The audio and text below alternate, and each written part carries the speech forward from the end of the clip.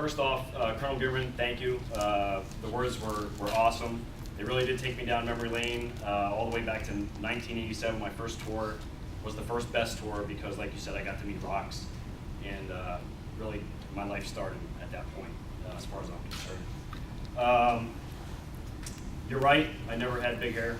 I did have long hair. If you look, I think there's one or two in there where it was kind of like shoulder length. But yeah, the 80s were something else, and there's a couple other pictures with some weird clothes in the 90s. But thank you.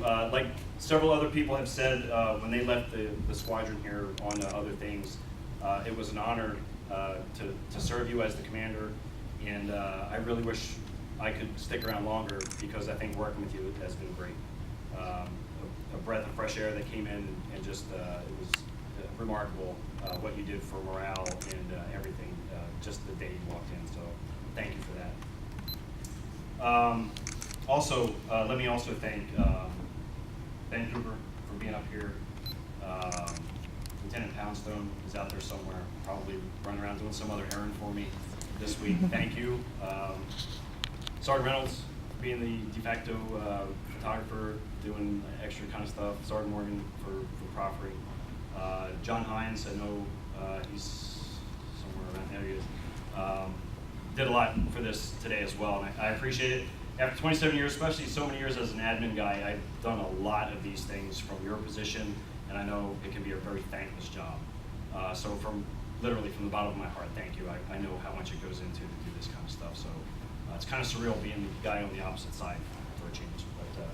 But thank you for all that. Chaplain Barker as well. Wherever he took off to somewhere. But thank you for coming and for the invocation. All right, so family first, right? We got to talk about my family. But where do I start? First of all, I've only served for 27 years. My family, every single person in this front row has served for literally their entire life. Each one of them was born into it. Rox was born an Air Force brat, and then before her dad could retire, she married me, and so she married right back into the family. So I won't give away your number of years of service, but it's more than mine, I'll say that. My boys have never known anything other than a father in uniform from the day they were born until today. And I thank you for putting up with everything that you've had to put up with. I know it's not easy. I can't imagine the hardships of being a military family member, honestly, because I've never been there. But I thank you for what you've done. So altogether, between the five of us, we've got 110 years of Air Force service. So a century and a decade, so that's pretty good. For me, as a service member, I think I've got it pretty easy, honestly. I volunteered to do this. I asked for it. So everything that was thrown my way, I couldn't really complain about it too much because I asked for it. And honestly, a lot of times you complain about stuff and it really doesn't make a difference to do it anyway. And I'll talk a little bit about that with the protocol thing. So I don't want to get sidetracked here. But one of our family members, they don't volunteer for it, honestly. You know, Rox did. She married me. She knew what she was getting into after having a father serve for so many years. But the boys had no choice. It's just, this is your life. And they don't ask for anything in return other than that we return at the end of the day or at the end of the deployment or wherever we happen to go. So there's really nothing I'll ever be able to do to properly thank you for the sacrifices that you made, honestly. I do it, you know, impromptu here and there, but I don't think you guys really understand how much it means and how much it pains me sometimes to make you guys go through that stuff. But I'm glad that you've done it for me. Everything I've accomplished, I owe to you guys. So I spent considerable time thinking about what I could possibly give as repayment, as a gift, to say thank you for all your sacrifices. Your mother will tell you, I've talked to her about it. I've racked my brain. I've literally lost sleep over it. I'm going through VA stuff right now because I can't sleep. But there's a few material things in the back that I got for my boys and for my wife today to kind of commemorate the day. But there's really only one thing I can think of to truly show you how grateful I am for what you've done all these years. And there's only one thing I can give you, and that's just memories. You know, that's what we've got to go with us no matter where we go, no matter what we do, no matter how normal we become after we leave the military, right? Like we ever will be normal, but At least we'll be out of the military. Good or bad, you know, the memories, they define us individually, but more importantly, they define us as a family. And every family's got those memories that, you know, they kind of bring up from time to time that is a secret that only we know about, and we kind of joke around. So I hope I can do you justice for the long ride that you guys have been on with me, and I'm going to just go through and mention a few of our most enduring family memories. So for some of these, if you want to ask for details at the reception, please come up to us and ask, what's the details on that one? So I'm just going to go down. I've got literally a bullet list, military to the core. So no less than 3 of our first 5 anniversaries, Rox had a major illness on our anniversary day. We tried to throw parties, we tried to go out. She's got 104 fever, she's sick. So that was our big joke in the first couple of years, was that her body was physically rejecting me every day.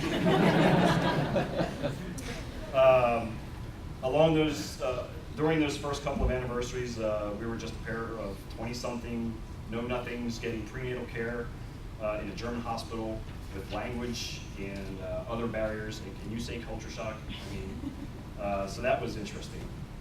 This is a good one. We were just talking about this the other day. Sheba the dog, leftover meatloaf, and the pig carpet. Right, so don't ask.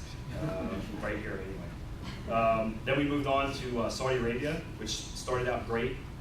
Then terrorism happened. You know, and then that kind of threw everything up in the air. We had to start from scratch, really. But during Saudi Arabia, we also had offers of marriage for you, and potential swaps for my son David for somebody's wife, because she could only give him daughters, and he was like done with her. He said, "Give me your son. You can have my wife." Well, thanks. Okay, so after that, we went back to San Antonio, and Rox spent about 3 years as a single parent, basically by proxy, because I pretty much gambled everything on applying to OTS. So I went all out doing school for 3 years, and I think we got to see each other on weekends, maybe for about an hour on Sunday, and that was about it. So somehow the board, I don't know, somebody, I think I had a friend on the board, stuck my package in the key pile, and I was able to do that. And then from there, we went to Washington, D.C. As you said, more terrorism, the worst terrorism that we've had ever. And then Rox threatening the NCO on the back gate to let her come through the gate and threat-con Delta so she could get David back on base before the complete lockdown went. And that dude did it. So that'll give you an idea that you do not mess with her because she will win. So talking about protocol and you know, getting recognized as a prior enlisted guy, and I've got you know, things that I could offer or whatever. So I come out of tech school. I'm gung-ho. I'm a second lieutenant. I just learned all this comm stuff. I'm ready for the tactical part. I'm ready to go run lines with my guy. I'm going to be a cable dog. I'm going to be an antenna guy. I'm going to get my hands on, get dirty, and start learning all this stuff. And the first week they tell me, go see the group commander. He wants to talk to you. It's okay. So he says, yeah, we got this agreement with protocol at the flight line. What we'd like to do is take our new second lieutenants, let them go out there for 6 months, get a little bit of operational Air Force stink on them, and then bring them back. And I said, okay, and this was 06. And I said, thanks, sir. I appreciate it. I don't know if you saw my records, but I've got 13 plus years in already. I kind of know how the Air Force works. So you might want to take one of your real second lieutenants, new second lieutenants, and put them out there. And he kind of thought for a minute, and he goes, yeah, I see your point. All right, so they're expecting you Monday, and I'll see you back here in May after you do your protocol scan. So I said, okay, so what do you do in the military? You salute smartly, and you go and you do what you got to do. And at first, Rox will tell you, my body rejected it. I could not, and we've talked about how protocol works and how you got to run around chasing airplanes and you salute an airplane and carrying bags and doing all this stuff that, you know, people can do for themselves. But you know, in retrospect, it's a job that's got to be done. Somebody's got to do it, and I really got to meet an incredible amount of people that came through there. President Clinton left. President Bush came in, did the inauguration, so cabinet members from both administrations. It was pretty cool. All right, so also while we were at Andrews, Rox and her best friend Sally had a scheme going to get some free baby stuff out of the like the loan closet thing there. You show up and you listen to them talk about what it's like to have a baby, and you know, this is going to happen, that's going to happen, And so their scheme was, okay, we're gonna get to a certain point where we're gonna say, oh, labor pains, we gotta go after they get the free stuff. Well, what happened was, they came home, and Sally came running in the house. She's like, Rox is in labor, we gotta go. Ha, yeah, I get it. You guys had the scheme going, very funny. She goes, no, really. She's in labor. Okay, Sally, whatever, just bring her inside. She's like, and then she, East Coast, she kind of started throwing a few words around. So I got up and we went, and Rox had Samuel that night in less than 3 hours of labor, no meds, no nothing, in the antepartum room, pioneer style. It was like live casualties. There was no medical care whatsoever. She walked in and said, I'm about to have a baby, and everybody said, no, you're not, and then next thing you know, there was a baby. So Samuel came like that, very fast. Then there was the April Fool's Day notice. The day after I told you we were going to Mannheim, and you cried, and then the next day you came in, had balloons and stuff tied to it, and it was a teeter. And, what are you doing? And it turned out Nathan was on. So it just wasn't clicking for me, and everybody else was getting it. I mean, people in the office were in my, in my office like, oh, it's going to be great, and I was like, what's going on? So, I'm not the brightest guy sometimes when it comes to those kind of things. So both Ohio and Mannheim came home, told Rox we were going to those places. She cried at both, so it was all good. Ohio was kind of cool with the, we were just talking about this one too, Christmas trees and infestations of praying mantis babies. Fun. Mannheim, Germany, again, the 4 ASOS was one of the best assignments I've ever had, bar none. Both good and bad stuff that happened. Yeah, it was, I don't know how to explain it. It was just the most rewarding thing I'd ever done. And it took me, I was in 17 years of service at that point, and I would tell my guys, it took me this long to realize I probably should have joined the Army, because that running around in the mud and getting in my face and crawling, I loved it. I absolutely had a blast with it. So that was a great assignment. And then we also learned there that a lot of times you can really prove how adversity can solidify the foundation of the unit, because we had some stuff going on there that kind of form some bonds that will be there for life. So, what else happened there? Oh, Rox received a record number of God bless her quotes while she was carrying Nathan, because that was just people would see Rox carrying Nathan, and Nathan was such a big baby that you just looked at Rox and you just said, all you could say was, oh, God bless her, because it just did not look comfortable at all ever. All right, so from there, we moved to Florida. Samuel did not realize that he was an American. Samuel thought he was a German. He missed our neighbor's dog, Sita. He missed Oma across the street. And it was the lowest point of my parenting career, because there was nothing we could do to get him to stop being upset that we were no longer in Germany. So you're right. Nobody wants to leave Germany, especially young children who just absolutely loved it there. So eventually we got a house, and it kind of settled out, and everything was good there, but oh, it was so tough. It was absolutely heartbreaking to see that. Then we went on to Florida, another, you call it a hardship assignment. It really was a little bit of a hardship assignment. We had asthma attacks, we had mosquito swarms, we had alligators at Cub Scout campouts in the pond. We had a Cub Scout mafia that we had to kind of infiltrate, right? Rox and I basically took over their Cub Scout mafia and made it legit, because what was going on there was absolutely criminal. And I mean, from a financial kind of point. The kids were great, kids were having a good time, but boy, the way the money was working in that place was, maybe you want to get into politics. Also in Florida, we had my best anniversary present I ever gave Rox was I signed her up to do a half marathon. So that was that went over like a lead balloon. All right, last thing that happened in Tampa was the trip to the Olive Garden. That's all I'm saying. Then we went on to Waco, and everything about Waco was pretty much awesome. I think right off the bat. Baylor football. Right? We showed up, and what happened? They started getting successful, so what does that tell you? They don't hire me, they're asking for pain later on.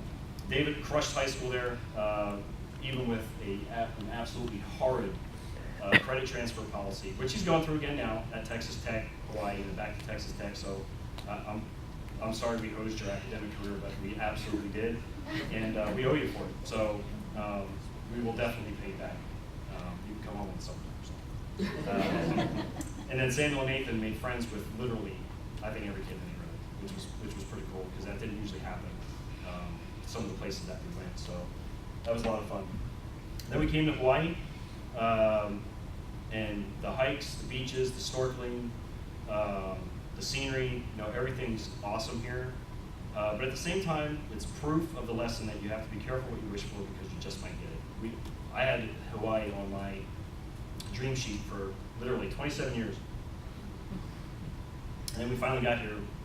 We spent 99 days in a hotel, and we just had some challenges, when we first got here, but they worked out, and now we're going to be able to transition out of here. So, I guess the moral here is that life is kind of what happens when you're busy making other plans. So, everything that happens, you're always thinking about what's the next job that's going to be, how am I going to get promoted the next time, where are we going to move next. I don't have any regrets for my Air Force service, but if I had any, it would be that I wish I would have just kind of tried to enjoy the moment more often. I'd kind of give you that advice as well. Don't look to see what's next.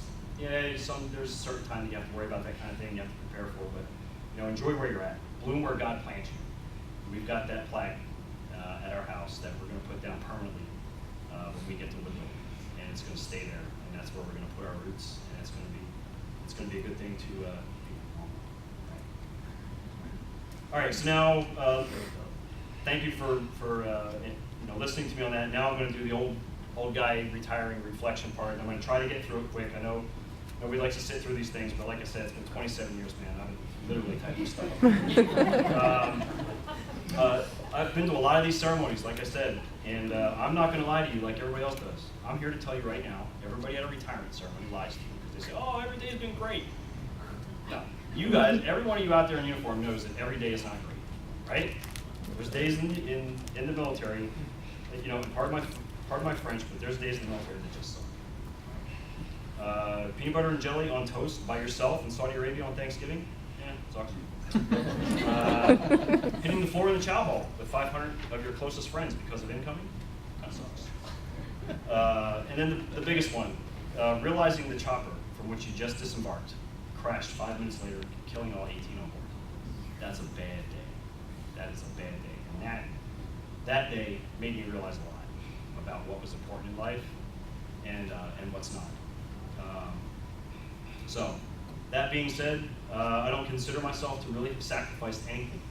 Like I said before, I asked for everything. And the people that sacrificed were my family, my friends, my coworkers who had to pick up the slack while I was gone. And I'll admit, it wasn't always the biggest slack when I was gone.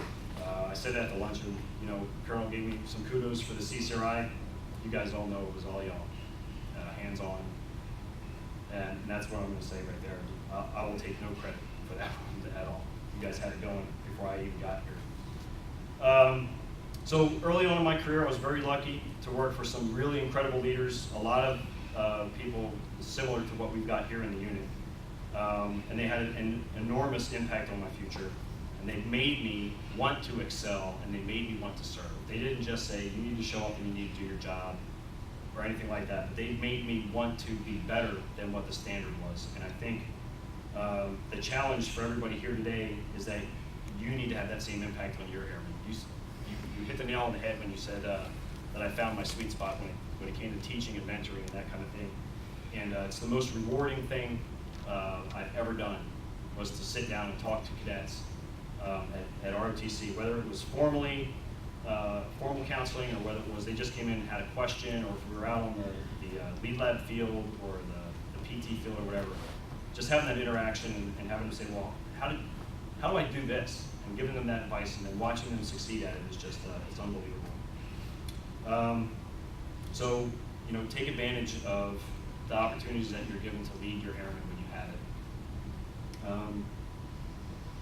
Opportunities. The Air Force gave me unbelievable opportunities. I enlisted with a high school diploma and never really went far from where I grew up in New Jersey until my first plane ride was to basic training. So that'll tell you how well traveled I was at age 20 when I left. Since that time, the Air Force allowed me to earn associate's, bachelor's, and master's degrees sometimes on their dime, sometimes on my dime, and sometimes a mix.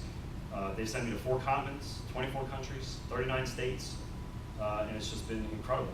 And it's just part of the job. So never pass up an opportunity when it comes to you, because, and I told this to the cadets every day too, opportunity will knock only once on your door, and if you don't answer it, it's got no problem going next door and find somebody who's going to take that opportunity away from you. So make sure you take those. Along those lines, benefits by the Air Force. Yeah, you see it in the news all the time, we're taking this, we're taking that, but we still got some pretty incredible benefits. Whether it's with the equipment you get issued, the schools that you get sent to, they're awesome. But you have to remember as well, when you're being offered those kind of things, take them. The Air Force giveth and the Air Force taketh away. So remember that too. All right, so the last thing I want to talk to you about is about a guy who had an absolutely incredible impact on my career, and still does to this day. As a matter of fact, no offense, sir, I asked him first to preside for the retirement ceremony, but he's getting up there in years, and probably didn't have the time or the gumption, honestly, to make the trip. But I could tell by talking to him on the phone that he wished he could. So, what did this guy do that was so awesome? Well, his name is Colonel Tom Phillips, and I worked for him at AFPC, the second part of my AFPC tour, the first time, as his admin guy. And right after I got hired, he asked me to come in his office. He wanted to talk to me. I thought, 06 wants to talk to an E3. That can't be good. But all he wanted to do was chat, see who I was, what my goals were, just the general. He wanted to know who the guy was that was going to be reviewing reports before they got to him for signature kind of thing. So during the conversation, one of the things that came up was, what are your goals? I had been going to school, and I told him I hope to someday get my degree, apply to OTS, and then become the first Air Force officer in my family.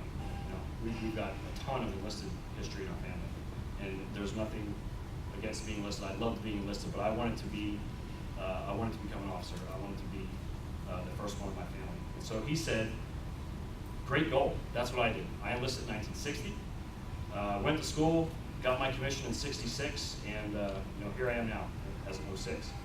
I was like, that's pretty impressive. That's kind of the same path that I want to take. And so we talked about it a little bit more. And part of the conversation, kind of joking around, kind of got comfortable. And I said, if I ever get to that point where I'm accepted, and I go to OTS, so how about you would come and do the commissioning oath and do the ceremony, depending on ceremony? He said, absolutely. Just tell me the time and place. So kind of jokingly said back to him, well, I hope you remember this day, sir, because I will hold you to your promise if it ever happens. He laughed and said, yeah, no problem. So I'm thinking, whatever. He just kind of made an offhand comment.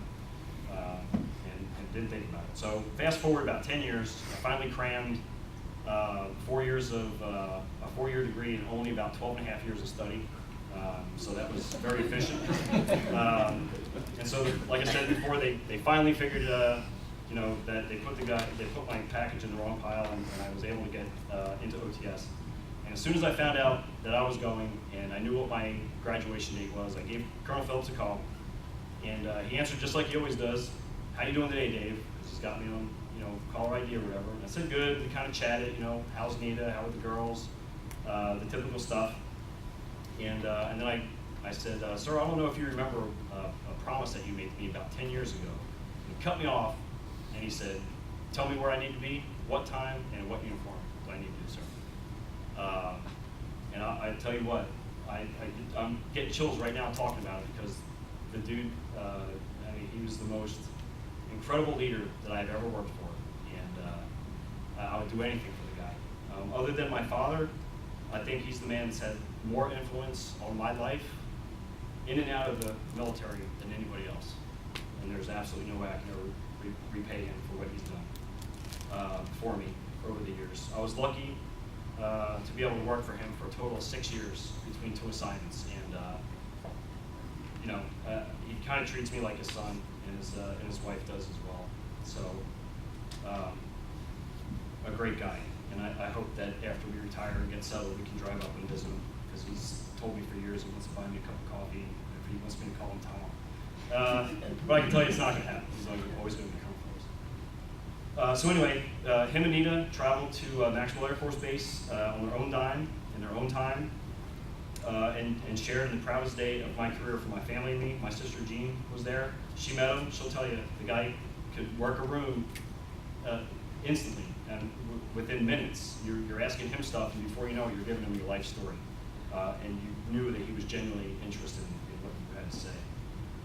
So he did the commissioning oath, and together with Rox and David, who was about yay high at the time, pinned on the butter bars, and I was a second lieutenant. And then to solidify the type of person that he was, and the connection that I still feel to him today, he gave me his second lieutenant marks from his own commissioning 30 years prior.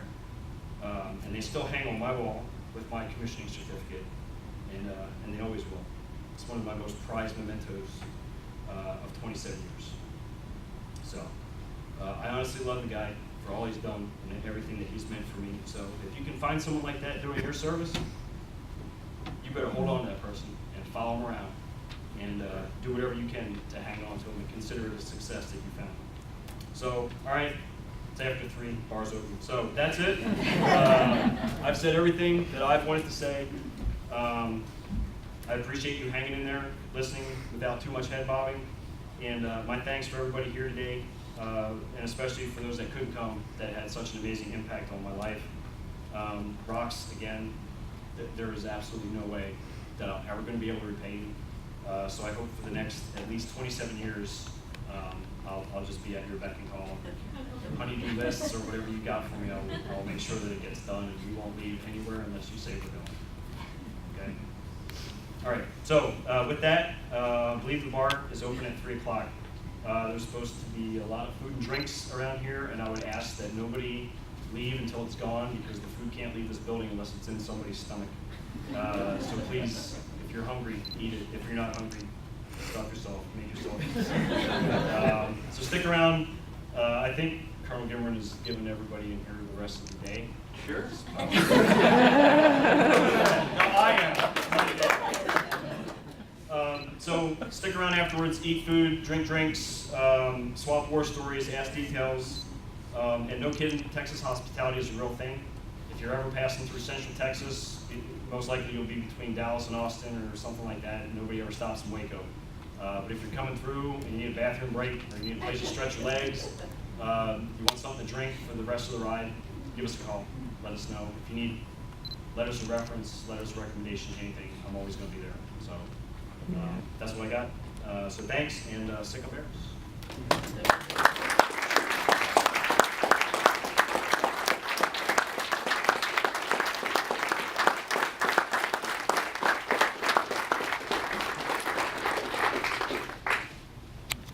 Ladies and gentlemen, the men and women of the United States Air Force are proud to have served with Major Lampkin and wish him and his family great success in their future endeavors. This concludes the formal portion of the ceremony. Major Lampkin and his family would like to thank you today and welcome you to join them for some reception afterwards. Please rise and remain standing for the singing of the Air Force song and the departure of the official party. Off we go into the wild blue yonder, climbing high into the sun. Here they come, soon to meet our thunder. And the boys, give it a gun, give it a gun. Down we dive, spouting our flames from under. Off with one hell of a roar. We live in fame, we're down in flames. Hey, nothing can stop the U.S. Air Force.